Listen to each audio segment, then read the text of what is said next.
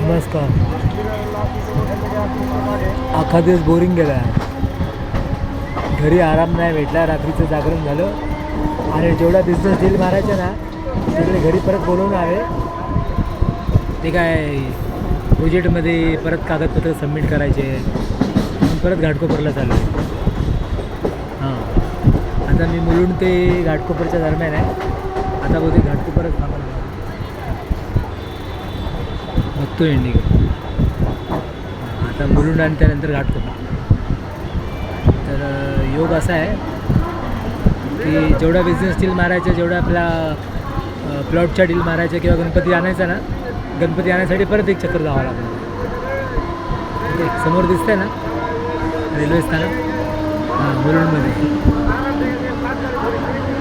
मुंबईचं कसं आहे, वातावरण अलगद आहे, सगळ्या सुखसुविधा आहे.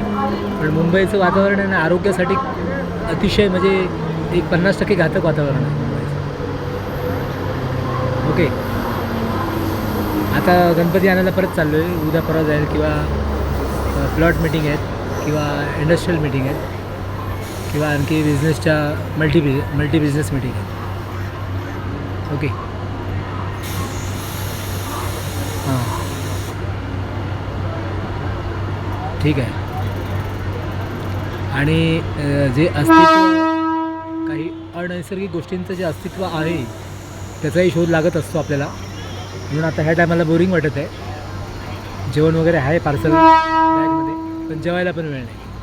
आता घरी जाऊन आंघोळ करणार, गणपतीचं दर्शन करणार, मग जेवणार. ओके, स्वामी समर्थ.